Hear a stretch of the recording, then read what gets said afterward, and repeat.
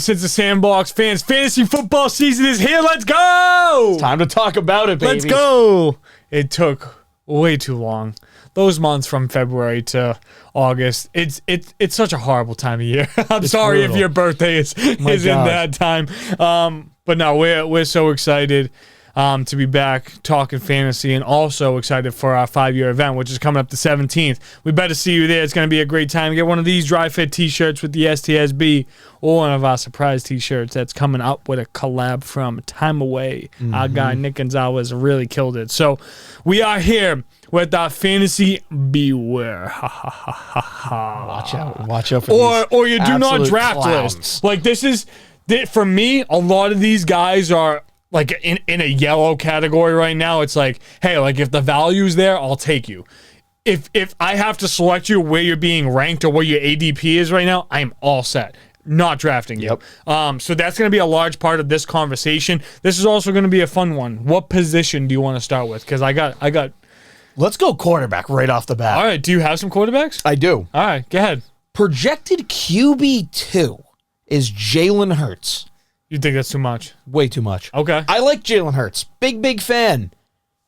But now you're talking about a guy that gets a lot of tush-push touchdowns. Those are gone. You think so? No, he's not getting 10 of them.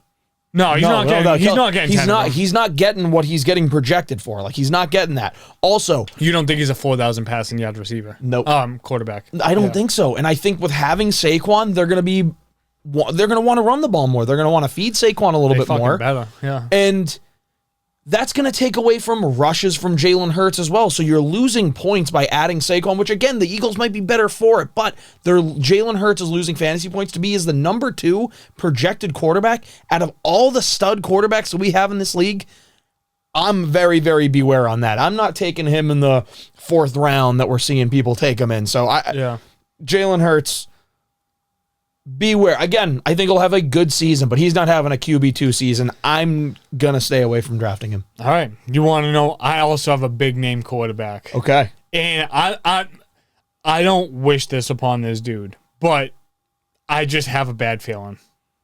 Justin Herbert. I have a bad feeling. Coming into the year with plantar fasciitis, dealing through that, learning a new offense, your wide receiver room is completely scrapped from last year, and you're installing a new system who Greg Roman, we know, loves to run the football, brought over both his running backs from Baltimore and J.K. Dobbins and Gus Edwards. So I feel a little bit wary more about his injury just because of the expectations that surround the name of Justin Herbert and the excellence that's been tossed around there. I think the Chargers are going to be on the up and up. I don't know if it's going to be this year. It's my problem with him. Like, I think I would take a Jordan Love over him still.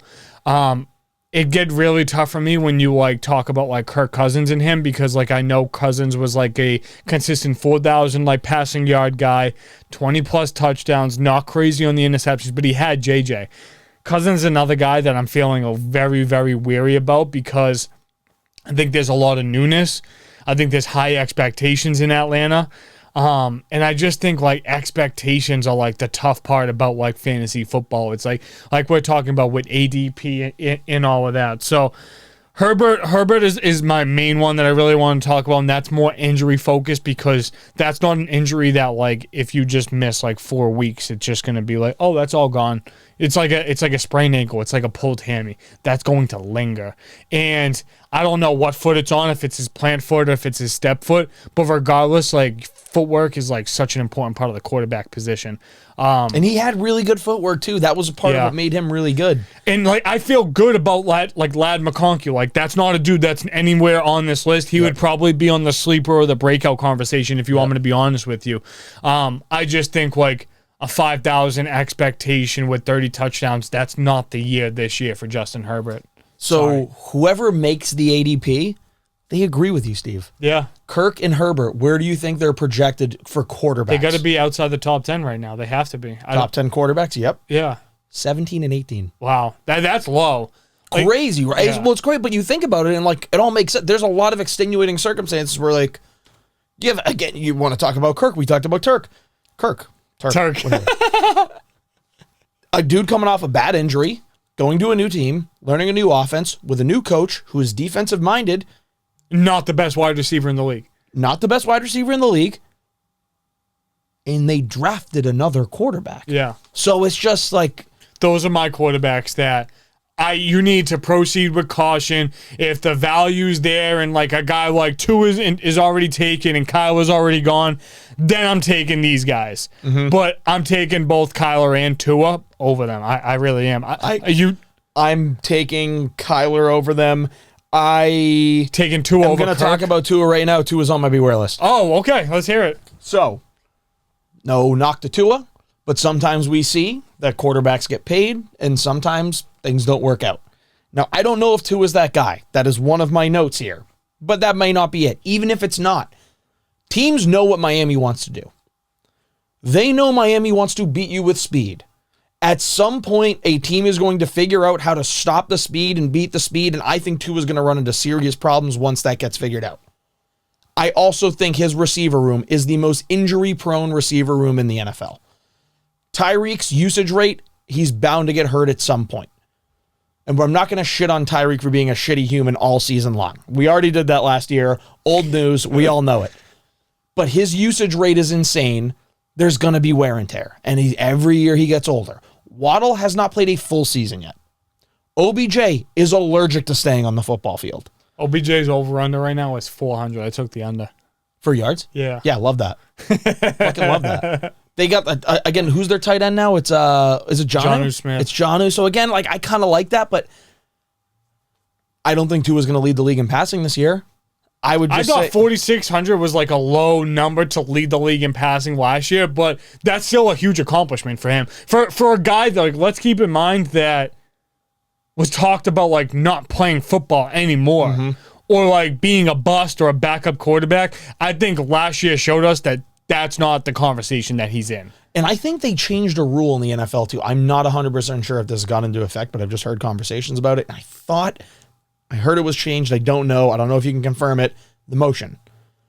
What about it? You know how they love to have Tyreek Hill run motion? Still effective. Very effective.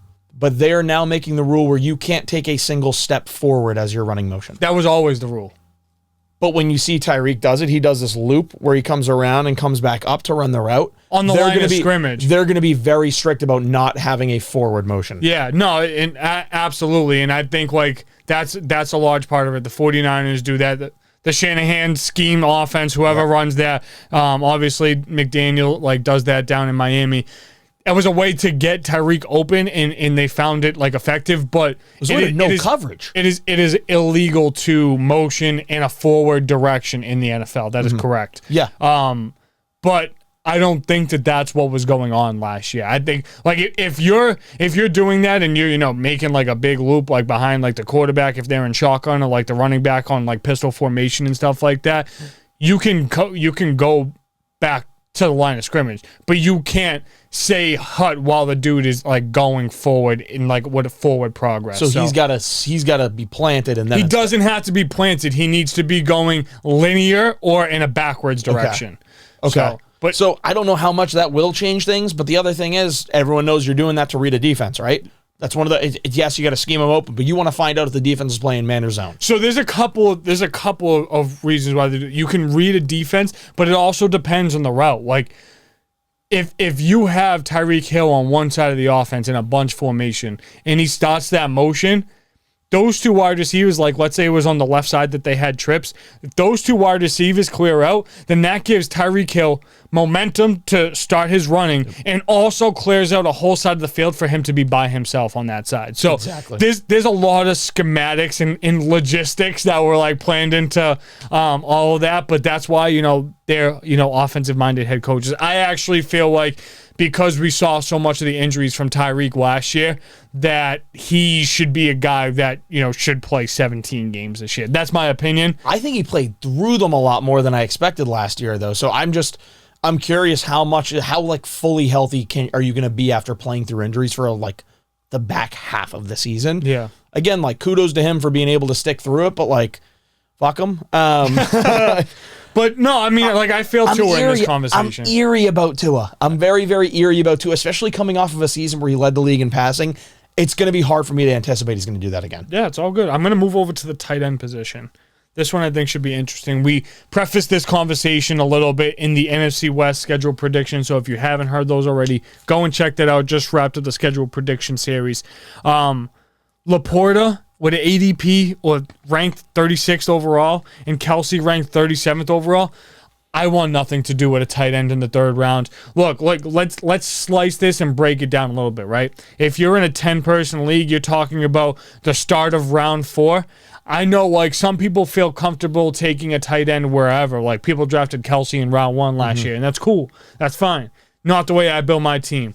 That is a do not draft scenario. I do not draft a tight end until after round 6. Like, that's just the way I like to establish. But I like to draft them in bulk. So I'll draft, like, 3 guys and play their best matchups instead of having one guy and just, like, kind of set and forget it, unless it works out that way.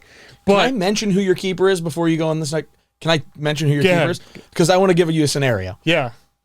So, your keeper, Breece Hall, round 4. Yeah. If you have Breece Hall, round 4 keeper, big move, and you end up getting the guys that you want in rounds 1 and 2. I know you like to go running back heavy, so you get your running back in round 1. You get your goal. Jahmyr You want Gibbs, my goal? My goal would be in round 1 to get a Jonathan Taylor. Round 2, get Josh Jacobs. Round 3, get a top wide receiver. And 4, Breece Hall. If you're in the league, I told you, and you got to stop it. Like, that's just what it is. I'm the champ. You wouldn't have a situation in which you went Jonathan Taylor, Josh Jacobs. Fuck it. I already have another good guy for flex, which is Breece Hall. I'm going Sam Laporta here to make sure I lock up the tight end. You wouldn't do it in that situation? Not at all. Not at all. Interesting. And as great in as much of a difference maker, I think, like, they are at that respective position, absolutely not. No, not in a 12-person league or 14-person league, like this actually leagues that go 12, 14, 16 people. You're talking about, like, round 3 selecting, like, these guys. Like, absolutely not. Like, I'm taking an Olave. I'm taking a Jacobs. Jacobs' ADP is a little low, too. No, I think he's going to ball. Absolutely. Ayuk would be a tough one for me because, like, I don't know, like, what's going on in his scenario. Like, I have some other guys on here, but I don't want to spoil, like, the conversation. Sure. Like, let's take a guy like Terry McLaurin. His ADP and his ranking right now is 72. I'm taking him over Laporta and Kelsey. No questions asked. I don't know that I'm taking him over Laporta. Oh, I 100% am. That's how I like to shape my team. Yeah, I get it. I think with the way Detroit uses the tight end and with the way they use Laporta, I think he's a touchdown machine too. Bro, those are big expectations to fill. That was year 1. But to sit there and separate yourself and, like, because with like, the receivers are deep. If you got a couple of guys in the back end that you go, like a Christian Kirk is going really late for a number 1. I'll take Christian Kirk over both those guys. You will. I would. So if you can get him later, though, and you know you can get him much later, I almost like the idea of filling out that tight end spot, saying no one's going to have a better tight end than me, but I know I'm going to get my wide receiver 2 flex all the way back here, and I know I have a couple of guys that, I'm taking a risk on later, but if it pans out how I think they are, they're in the starting lineup, and my team fucking loaded. So, but to preface, like, the way, like, I format it, if it wouldn't make sense for me to draft 2-3 tight ends if I'm going to have a stud tight end. If I was going to have a tight end like Kelsey or Laporta, I would just take 1. Yep. That's not like, I'll take 6 RBs, I'll take 3 tight ends. That already got me at, like, 9. Maybe not 6 RBs, like 5. 5. Yeah. Because you like to draft them top heavy, so. Yeah. And then probably 5 receivers. That's 10. You're talking about a roster of 16, 17. Yeah, like maybe 2 quarterbacks, but 1 kicker, 1 defense. Like, that'll all fluctuate through the season. But tight end is a position I like to have depth with. Especially, like look at a guy like Dallas Goedert. It's a little bit more in the back end, especially now that they added so much more talent there. If I know I can have his matchup for a week, like, and he's going against Dallas, who isn't, like, a linebacker-heavy team, like, I could plug and play him and know that I could do that twice a year. And then maybe it's a Freiermuth, like he has, like, some good games, and, like, I think, like, having expectations of getting 15 plus points from the tight end position is a lot. Does it happen? All the time it does. But I would rather get the 70, 80 yards and a touchdown or, like, 6 receptions from, like, an Ingram than expect that from Kelsey or Laporta and that be a bust. Sure. Okay. That's my thoughts with the tight end position. So with that being the case, Kincaid being selected 30 positions behind those guys, 100% all day would take Kincaid with a couple of those other guys I said, a Goddard and a Freiermuth all day long. And Schultz, a guy who I was high on last year, I plugged and played a lot, think he's going to be the last guy to get a piece of the cake out of all those guys in the offense. I think so too. I 100% agree. Another tight end that I'm throwing in there is Mark Andrews, and it's the two tight end effect, right? Isaiah Likely has shown that he can have success in that offense. I think it just takes. Was that a That dog? was Matt. Was that Matt? Yeah. But another guy I'm having in that conversation is Mark Andrews, the Isaiah Likely effect. See, I'm interested to see, like, the Likely was Andrews. really down on, like, the tight end rankings. I'm interested to see where Andrews starts to fall, because if, like, a kid will get selected before an Andrews, I might feel comfortable creeping up, because, honestly, Andrews was the one for Lamar. He was. Up until, dealing with injuries and things like that. But that's the other thing is injuries. Like once you start to get them, It's tough to avoid It's them. tough, dude. It's really CMC tough. did it last year, so which it's is possible. It is. But how many years of injuries did he have to go through to finally be like, this is my year? Yeah, absolutely. Ready to go to wide receivers? Let's do it. Do you have another tight end? I got some fight. Mine were Kelsey and Andrews, so you touched upon one of them. Cool. All right. I got a bunch of wide receivers. Me too. First, look, loved this guy. Raved about him all year. Fought with you over his positioning consistently through the wide receiver rankings. Do you want to guess before I go? Fought with me over it. Puka Nacua. Okay. Puka Nacua is on my beware, do not draft list. Is he? At 12 overall in the entire fantasy board, that's where he's being selected. Too high going into the year with a knee injury. Way too high. Let's keep in mind, I know the Cooper Kupp scenario, the injuries and all of that. Dude's still a great receiver when he's on the field. I don't feel comfortable going forward with 1,400-yard expectations to build on that. I think, look, and I'm going to just bring it to the running back position, too. I think Jahmyr Gibbs is too high. He's ranked 14th overall in the entire position. Look, I know if you have Bijan and Breece Hall in that conversation, why can't Gibbs be? But There isn't another back there that's like, yeah, hey, that gets I'm getting the ball. I'm getting the ball. Yeah, I just think that's too high. That's out of my comfort zone. I'd still take Puka over a guy like Keenan Allen. DJ Moore would be an interesting conversation for me, honestly. But to come back to the wide receivers, Ayuk's another one. We have no idea what team he's going to be on. He's ranked 31st overall with Debo right next to him. I would feel so much more comfortable knowing that Debo is going to be a guy that's going to be featured in that offense, regardless if it's at the wide receiver, the running back position, wherever it may be. Then selecting a guy like Ayuk could sit out, could play for a different team, might not know his offense by the time week 2, week 3 comes around. Not a scenario that I really want to deal with. And I know some people like getting the guys that could potentially be traded, and it's exciting and all of that. Not my comfort level. Too high on the board. 12 for Puka, 31 for Ayuk. Way too much. I'm going to go one more guy before I turn it over to you. Calvin Ridley at 46. Also on mine. 100%. If he didn't have a top wide receiver 2-esque season with Jacksonville the way things were last year, why in Tennessee am I going to feel any better about that? Where receivers go to die. Julio, you had Andre Johnson, you had Randy Moss. These guys go have their careers killed in Tennessee. Lou loves to hear me say that. Yeah, Lou no, loves he to hear does. us bash Tennessee. Dude, Calvin Ridley, while he's a good receiver, I just don't see how it fits in Tennessee. I don't see doesn't work for Levis me. throwing for over 3,500 yards to complement a bunch of different receivers like that. I actually think, not to draft, but to fill out your roster a little bit, I actually think Boyd will be a guy that will play all the games because he's not someone that'll deal with injury. Yep. And he's good. We already know D-Hop's dealing with a knee. And I just don't think Ridley is going to be able to get the ball like that. I think Boyd might be a good guy to get. I'm talking round 12 later, to get him there. So he's on the bench to start your season, and he proves it to you, though. Yes, absolutely. But I know I went through a couple of wide receiver names. Want to send it over to you before I come? I have a bunch more wide receivers. Oh, so then I'll go with 2, and then we'll go back to you. Stephon Diggs. On my list.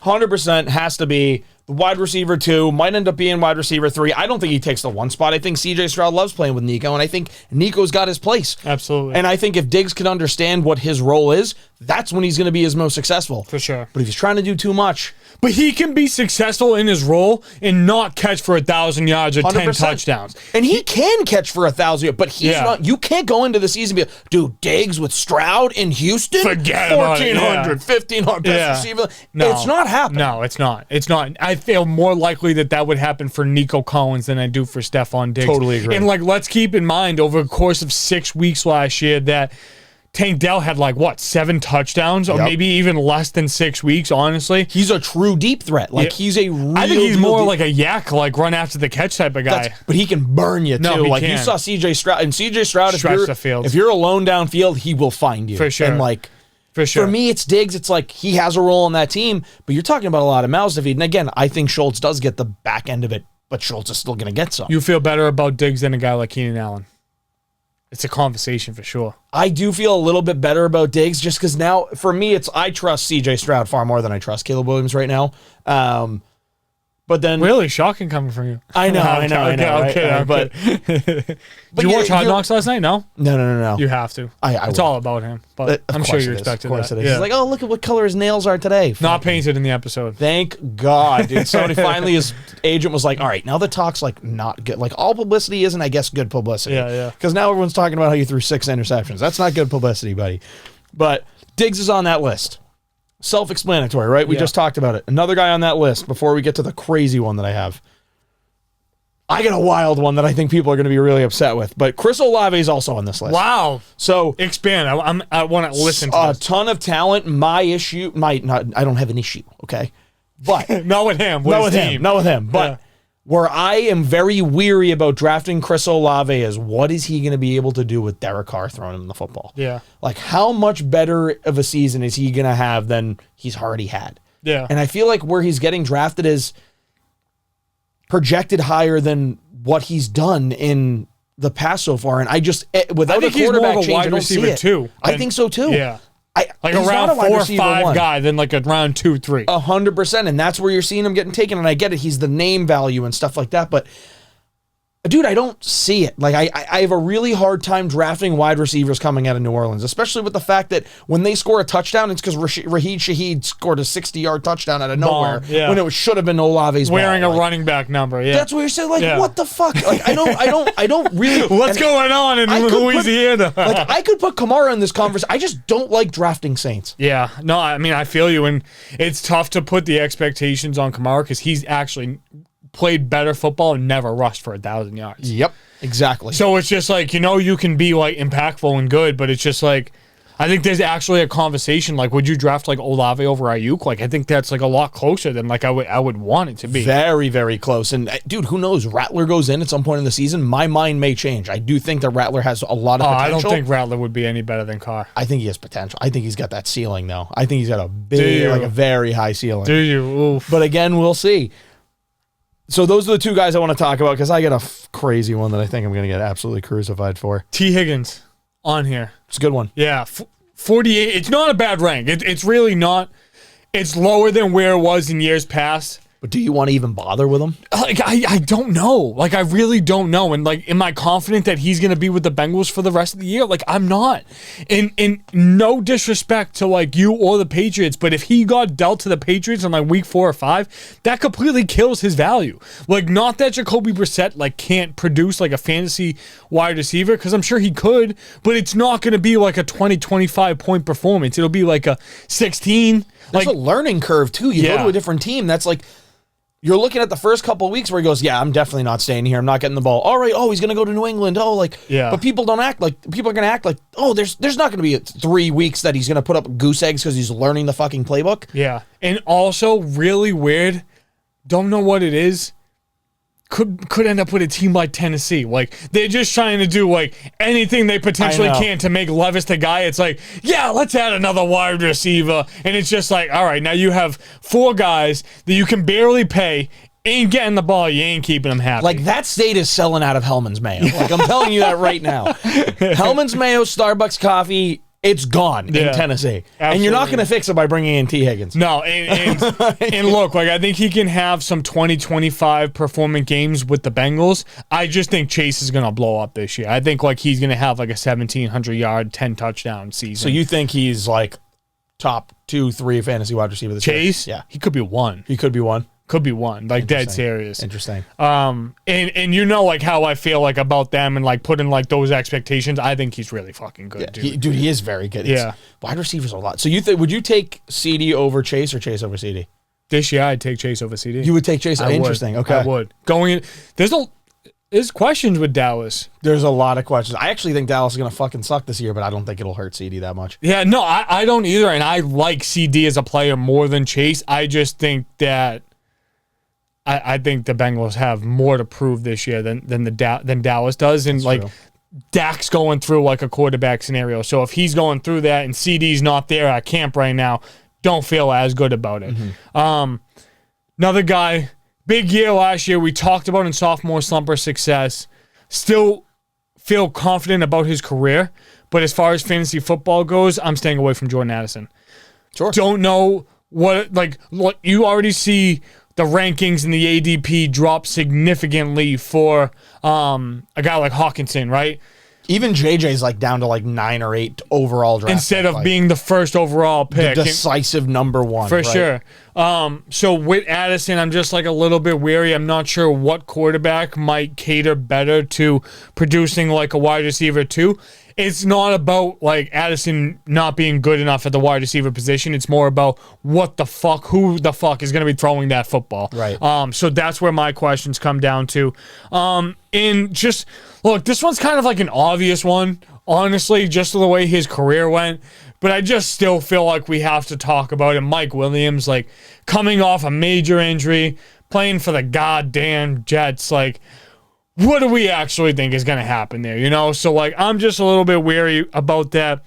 But with all of that, I want to talk about some guys that I would take, that I love their positioning. If this is where they're really being valued, I will definitely reach on them.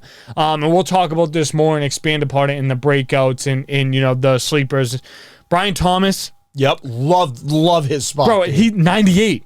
McConkey's 94, I think. McConkey's on here. He's 96. Coleman, Bills, 97. Dobbs, 151. Dude, That's rookies crazy. too. Like the rookies are valued. Like the non-Odunze neighbors, Harrison, valued very low. Also, Harrison is valued kind of low. Yeah. Like for what we're seeing out of him. Neighbors too. Like I love his positioning. I'll take him in 4 or 5 all day long. All right, I got one. And I had 2 more guys I want to share on there. Okay. McLaurin and Kirk at 72 and 78. Yep. They'll be taken before round 5. Kirk is league winner positioning right now. Yeah. He's wide receiver 1, and he wasn't supposed to be, but he ended up being. And it's like he's a dog. Steve. Oh. Wait, is this like your big drop? Yeah, this is it. I'm gonna either get hate or people are gonna be like, you know what, you're not wrong. Okay. For where he's ranked, I'm not drafting A.J. Brown in the first round. I'm not drafting A.J. Brown in the first round. I take Devonta Smith over it. Not at the same position. I feel better about Devonta Smith than I do A.J. Brown. And that's no slight to A.J. because I still think he's a lock for 1,000 yards as long as he's healthy. Yep. I think he's a lock for 6 touchdowns. And that's not to say that Devonta's going to be better than that. It's if I can get Devonta 2 rounds later and produce very similar numbers, I'll take that. I couldn't agree more. That it's the value conversation of assembling your team. I'm taking a Jonathan Taylor over an A.J. Brown, and I'm honestly probably taking Josh Jacobs over A.J. Brown. I am not drafting A.J. Brown in the first round. If he is there at the end of the second round, and I already have my running back. Are you taking A.J. Brown over Jahmyr Gibbs? I'm keeping Jahmyr Gibbs in the round 3. So, if you weren't, but it's a conversation. No, I don't think so. I don't think I am. I think I'm taking Gibbs over A.J. Brown still. Dude, this feels like the year that A.J. Brown declines. And when I say decline, I'm not talking about sub 1,000-yard decline, like we said. But he's not going to get 1,600 yards this year. It's not happening. Yeah. You have Saquon there now. You've seen that Jalen Hurts can have struggles. Love the dude. One of my favorite players in the NFL, but he can have struggles when he needs to strictly throw the football. I don't think the people are going to love it. I understand your perspective, and we usually, especially with value, don't see eye to eye on that. I see eye to eye with you there. That's a top 10 fantasy pick right there. Yeah. That he's being projected. I'm not taking him top 10. I'm not doing it. A lot of these conversations, you have to consider value ADP in positioning within their respective position group. Yep. You ready to go over to the running backs? I'm ready. Okay. We have one that we both agree on. You want to start with him? You start. So we're going to talk about Eckler. Okay. Again, he's the RB2 on his team. Even if you want to put him at RB1 on the depth chart by the third week in the season, there is no doubt that it's Brian Robinson's backfield. Sure. He can run the ball better than Austin Eckler. He may not catch the ball out of the backfield as well as Austin Eckler. Not many people in the running back game do. Absolutely. But I think that they're going to be trying to keep the ball out of Jaden Daniels' hands and make things easy for him as the season starts and continues to move on, and they want him to get more comfortable. You do that by giving one of the more powerful running backs in the NFL the ball, reps. And he's just going to shove it. Absolutely. He's going to shove it. No. Where's he going to shove it? Where's he going to shove it? No Jones. But I think he is one of the... I think he's definitely a top 20 running back in the NFL. I would argue that as far as pure running back skill, not talking about fantasy, but pure running back skill, he's a top 15 running back. This guy, B-Rob is a great runner. He doesn't fumble. He will not fumble the football. Yep, very durable. The guy got shot in the leg and came back in 6 weeks. I mean, So here's what I want to add in with Eckler. This is more of a beware scenario than I hate his spot, because selected at 90, right now or 90th overall in the rankings, that's not horrible. You're talking about an 8th round pick. But this is a guy that had 17 touchdowns. He won't even sniff 17 touchdowns worth of fantasy points this year. He's not getting 10 touchdowns this year. No, Austin Eckler's not getting 10 touchdowns. If Austin Eckler if he's a bench running back for you and he fills in and can get you 9 to 11 points in a week with receptions, maybe a touchdown, and finishing the year around 100, 120 total fantasy points, that's a great year for a committee of a running back in Washington. I want to put Pollard in that same conversation with him, who was spot 89. I know you felt very similar. I'm not crazy high on Tajay Sharp, or Spears. Oh, yeah, I am. Yeah. Yeah, what? Sharp was a receiver that they had. Was. Yeah. I was I'm bugging. Another receiver that died in Tennessee. Yeah. I mean, he never came alive. But yeah, Pollard's a guy, and Mostert too. I mean, his ranking is really back end. It's 104.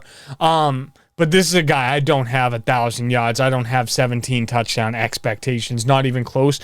But I actually want to go to his counterpart in Achane. I'm not drafting Achane at 41, third round, up there for you. Same thing, dude. Yeah. He's up there for me. I can't take him at the top of 2. No, definitely not. And I think he'd be more in 3 or 4. But Gibbs is going literally he's 14th overall. That's too high for me. And look, I loved him last year.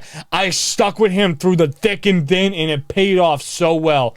I think people just think it's going to be so easy for that to be expanded upon, and I don't think it's that easy. I think the Lions might expand their overall offense in many different ways. Maybe Williams is more acclimated and more involved. Maybe Laporta doesn't get as many yards, but Montgomery picks up more reps, or maybe Amon-Ra goes for 1,700 because he's fully healthy rather than 1,500. So there's just a lot of factors as part of that conversation. You like Gibbs as a third round keeper, though? As a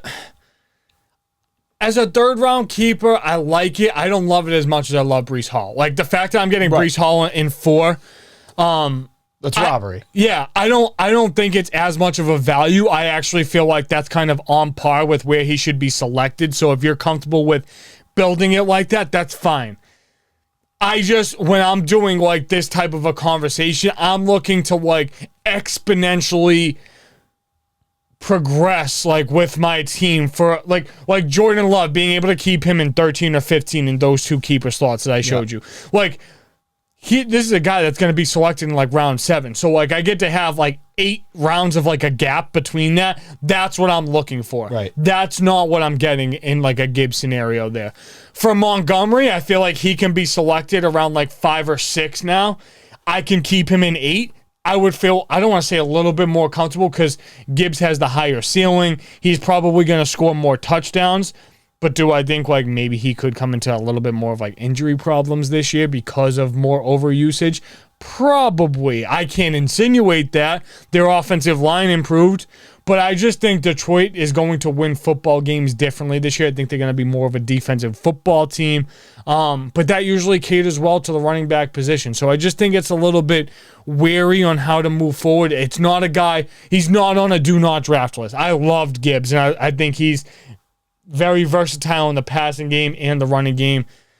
And he's going to get, if you don't keep him in 3, he's going to get selected in 3, if not higher than that. So, like, for you, yeah, like, that's a good spot. I would just look at a couple other guys in your team. Like, maybe you saw a guy that, well, it depends. Like, I don't know if you keep half my free team's agents. fucking waiver wired. No, we don't keep it this year. So that's half my like, team's, that's it's stupid. Jaden Reed, it's Jordan Love. It's, dude, my half of my team is waiver wires, and I can't keep them because my team got beat up last year. JJ was hurt. Aaron Jones was hurt. Debo was hurt. Gibbs was my 3rd rounder that, you know, finally came alive in the second half of the season. In that scenario, 100% I would keep Gibbs. That's 100%. what. So, and then I'm thinking, now here we go with the Twan's football talk here like for my team. But if I can get a receiver, if I'm drafting in the back half, because I'm targeting to try and get in the back half of the draft, if I can get a receiver 7 to 10, there, 7 to 12. 12. So 12 if I can get if I can get the 10th pick, get a wide receiver 1.